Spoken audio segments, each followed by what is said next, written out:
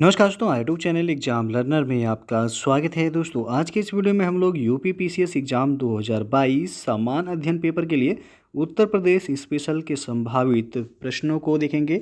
और UP PCS का जो एग्ज़ाम होना है वह है 12 जून 2022 को यूपी पीसीएस प्रीलिम्स का एग्ज़ाम होना है। तो उसके लिए उत्तर प्रदेश स्पेशल का ये जो है संभावित प्रश्नोत्तरी का वीडियो है। इसके पहले जो है भारतीय इतिहास का वीडियो अपलोड किया गया है, तो जो लोग नहीं देखे हैं चैनल के प्लेलिस्ट में जाके आप यूपी पीसीएस 2022 सामान्य अध्ययन पेपर जो है आप देख सकते हैं। तो वीडियो को लाइक शेयर कर दीजिएगा, चैनल पर पहली बार आए हैं चैनल को सब्सक्राइब कर लीजिएगा, साथ में बेल आइकन को प्रेस कर लीजिएगा जिससे आने वाले अगले वीडियो का नोटिफिकेशन आपको पहले मिलता रहे। और इसका पीडीएफ आपको हमारे टेलीग्राम चैनल पर मिल जाएगा, नीचे डिस्क्रिप्शन में टेलीग्राम का लिंक भी दे दिया गया, या फिर आप टेलीग्राम पर जाके एग्जाम लर्नर लिख करके सर्च करके वहाँ से ज्वाइन करके आप पीडीएफ डाउनलोड कर सकते हैं। तो आइए शुरू करते हैं। और दोस्तों अनअकैडमी पे जल्द ही जो है प्राइस हाइक होने वाला है। तो यदि आप यूपीपीएससी या फिर यूपी ट्रिपल सी किसी भी कोर्स का सब्सक्रिप्शन लेना चाहते हैं अनअकैडमी पे, तो अभी आप ले सकते हैं। जल्द ही जो है इसके फीस में जो है आपको बढ़ोतरी देखने को मिलेगा। अभी ऑफ़र जो है तो आप जो सब्सक्रिप्शन ले सकते हैं और अपनी तैयारी आप यूपीपीएससी की करना चाहते हैं या फिर यूपी ट्रिपल सी किसी भी एग्जाम के प्रिपरेशन करना चाहते हैं, आप अनअकैडमी लर्निंग ऐप से जुड़ के अपनी तैयारी को कर सकते हैं और आप एग्ज़ाम को क्रैक कर सकते हैं। नीचे डिस्क्रिप्शन में डिटेल दे दिया गया, वहाँ से जाके आप चेक कर सकते हैं। और सब्सक्रिप्शन लेते समय आप हमारा रेफरल कोड यूज कीजिएगा एग्जाम लर्नर, जिससे आपको एडिशनल 10% का वहाँ पे डिस्काउंट भी मिल जाएगा। तो दोस्तों आप देख सकते हैं उत्तर प्रदेश स्पेशल का जो पहला प्रश्न है यहाँ पे सामान्य अध्ययन का 2011 की जनगणना के अनुसार उत्तर प्रदेश में साक्षरता दर 2001 से 2011 तक कितनी वृद्धि हुई है। तो 11.36% की वृद्धि हुई है 2001 से 2011 के बीच। ये 2011 की जनगणना के अनुसार देखा जाए उत्तर प्रदेश की कुल साक्षरता दर कितना है, तो 67.68% उत्तर प्रदेश की कुल साक्षरता है। यदि पुरुष साक्षरता की बात करें उत्तर प्रदेश का तो 77.3% है। और महिला साक्षरता देखा जाए तो 57.2% महिला साक्षरता दर है। ओवरऑल 67.68% है। नेक्स्ट है पंडित दीनदयाल उपाध्याय पशु चिकित्सा विज्ञान विश्वविद्यालय एवं गौ रक्षा अनुसंधान संस्थान कहाँ अवस्थित है, तो उत्तर प्रदेश के मथुरा में अवस्थित है। और अगला है नोएडा उत्तर प्रदेश के किस जिले में अवस्थित है, तो नोएडा है गौतम बुद्ध नगर जिले में। अगला क्वेश्चन है उत्तर प्रदेश का सबसे पूर्वी शहर पूछा गया है, कौन सा है, तो बलिया है सबसे पूर्वी शहर। सबसे पश्चिमी शहर पूछा जाता तब आपका शामली हो जाता। और सबसे उत्तरी शहर की बात करें तो उत्तरी शहर हो जाएगा आपका सहारनपुर उत्तर प्रदेश का। दक्षिणी शहर हो जाएगा आपका या जिला कह सकते हैं सोनभद्र। तो उत्तर प्रदेश का सबसे पूर्वी जिला बलिया है, पश्चिमी जिला शामली है, उत्तरी जिला सहारनपुर है और दक्षिणी जिला सोनभद्र है। अगला है आपका उत्तर प्रदेश के लोकायुक्त की पद धारण अवधि कितनी है, तो 8 वर्ष है। फिर है उत्तर प्रदेश का वह शहर जो इत्र का शहर कहलाता है, तो आप सबको पता होगा कन्नौज प्रसिद्ध है इत्र के लिए। प्रसिद्ध ठुमरी गायिका गिरजा देवी का जन्म कहाँ हुआ था, तो वाराणसी में हुआ था। पूछा था गिरजा देवी का संबंध किस घराने से है, तो वाराणसी घराने से इनका संबंध हो जाएगा।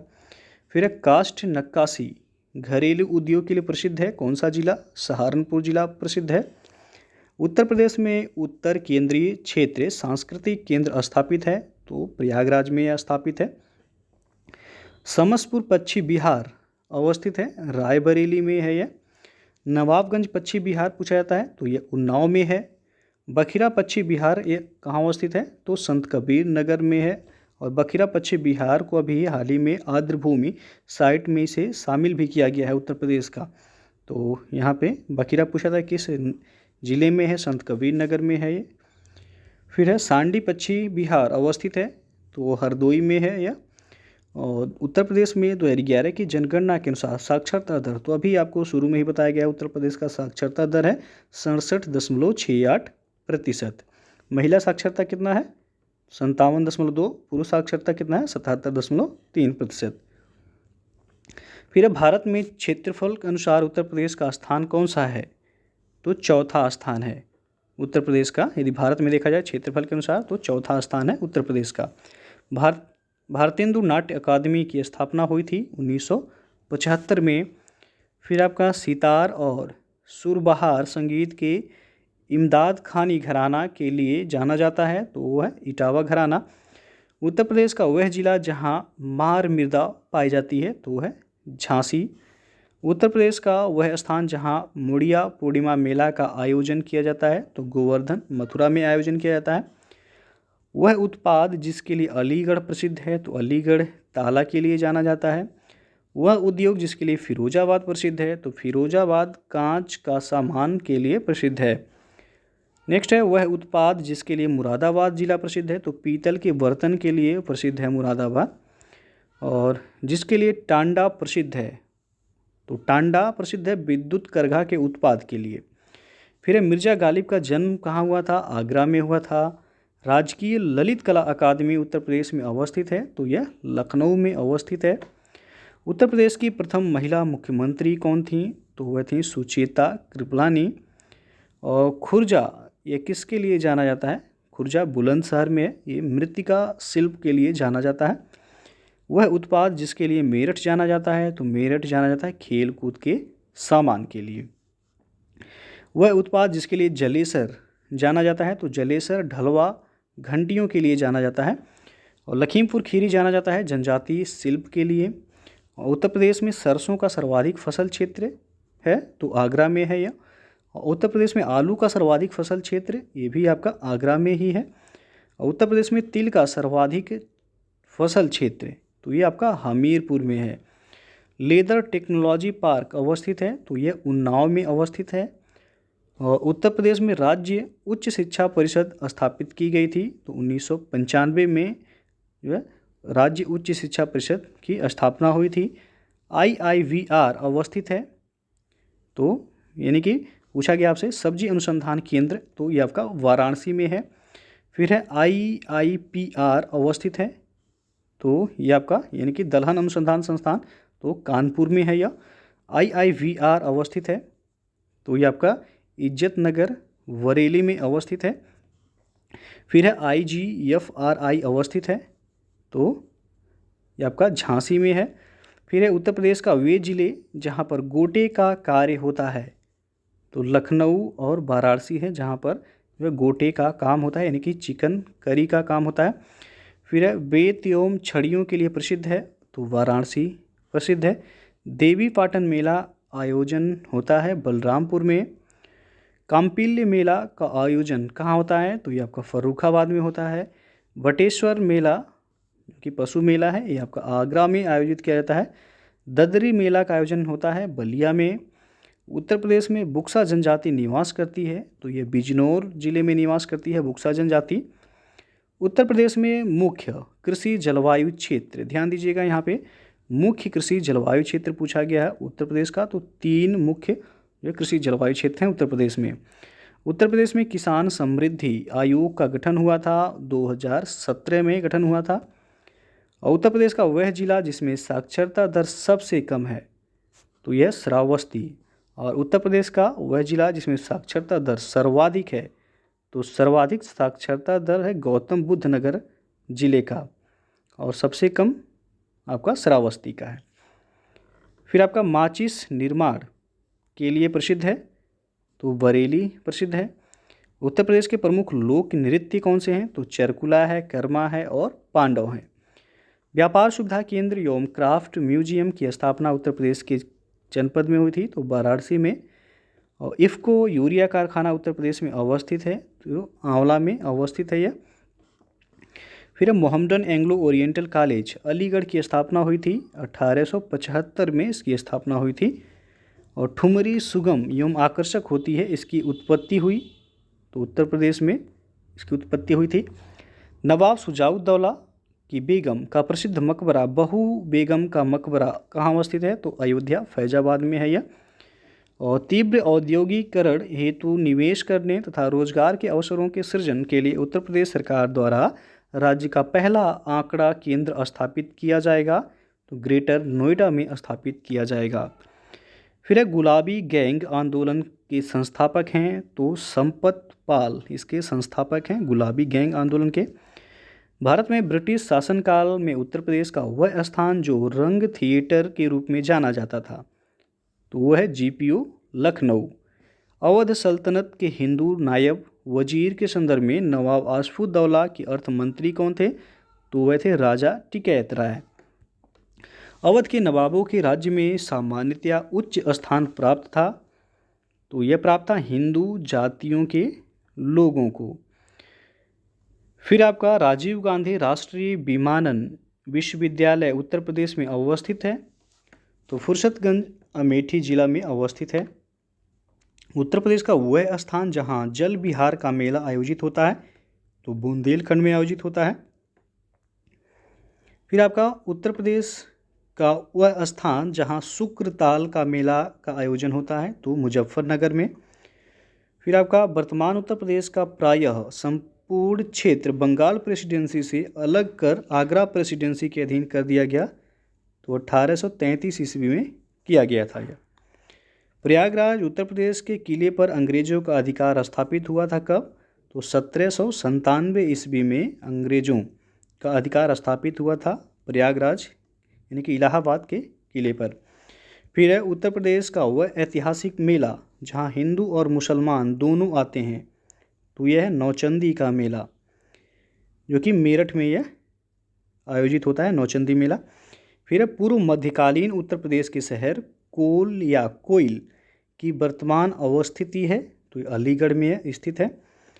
पूर्व मध्यकालीन उत्तर प्रदेश के शहर महोदय श्री की वर्तमान अवस्थिति है, तो कन्नौज में है यह।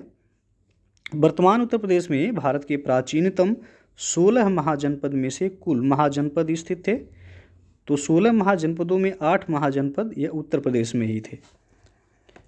उसके बाद है उत्तर प्रदेश के अनेक उत्खनित पुरास्थलों से वैश्विक संदर्भ में प्राचीनतम प्रमाण प्राप्त हुए हैं, तो ये कृषि के प्रमाण प्राप्त हुए हैं।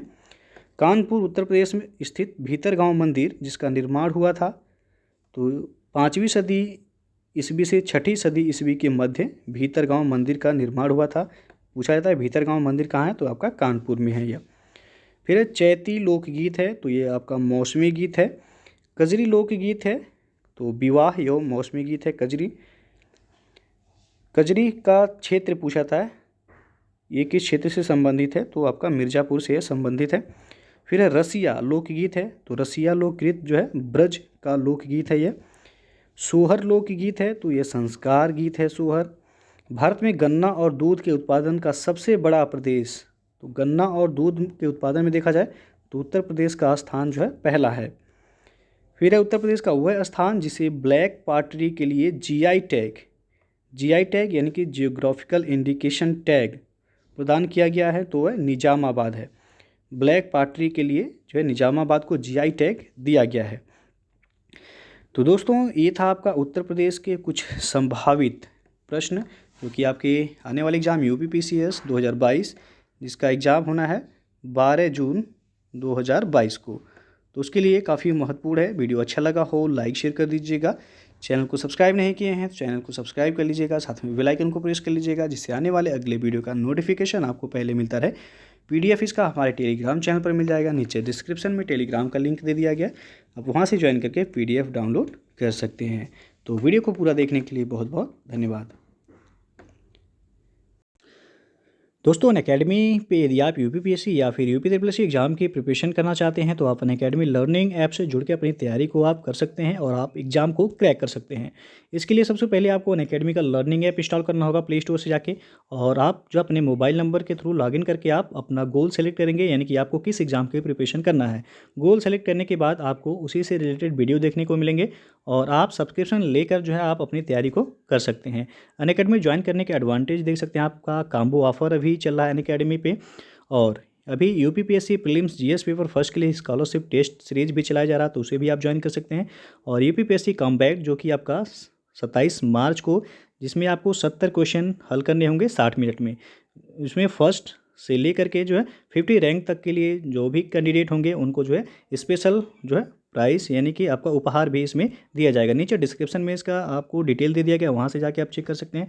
फिर आपका यूपीपीएससी आरओआर मेंस एग्जाम के प्रैक्टिस जो टेस्ट भी अनअकैडमी पे आपको मिल जाएगा, उसे भी आप ज्वाइन कर सकते हैं। बैच कोर्सेज जो भी अवेलेबल हैं, यूपीपीएससी मेंस ऑप्शनल है, फिर आपका विजय भव यूपीपीएससी पीसीएस मेंस बैचेज 2021 जो हैं आप देख सकते हैं, आप इनरोल हो सकते हैं। नीचे डिस्क्रिप्शन में इसका भी लिंक दे दिया गया है। और लक्ष्य यूपीपीएससी 2023 जिसमें आपको 1 साल में प्रीलिम्स और मेंस की जो है कंप्लीट तैयारी कराई जाएगी। आप देख सकते हैं अनअकैडमी के टॉप एजुकेटर्स के द्वारा जो है आपके पूरे सिलेबस को जो है कंप्लीट कराया जाएगा।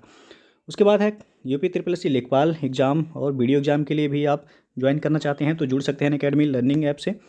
और कांस्टेबल एग्ज़ाम के लिए भी आप यूपी पुलिस के लिए देख सकते हैं, यहाँ पे अभी ऑफर चल रहा है, इस पर आप ज्वाइन कर सकते हैं। 3 मंथ का 1500 रुपये है, 6 मंथ का 2700 रुपये और 12 मंथ यानी कि 1 साल का सब्सक्रिप्शन लेते हैं तो आपको 3300 रुपये में जो है कंप्लीट तैयारी कराई जाएगी यूपी पुलिस की। तो आप नीचे डिस्क्रिप्शन में जाके जो है देख सकते हैं, पूरा लिंक दे दिया गया, डिटेल आप वहाँ से जाके चेक कर सकते हैं। तो आप यदि सब्सक्रिप्शन लेते हैं अनअकैडमी पे तो हमारे रेफरल कोड आप यूज़ कीजिएगा एग्जाम लर्नर, जिससे आपको वहाँ पे एडिशनल 10% का डिस्काउंट भी देखने को मिलेगा। तो ये सब्सक्रिप्शन लेते समय रेफरल कोड एग्जाम लर्नर जरूर यूज़ कीजिएगा।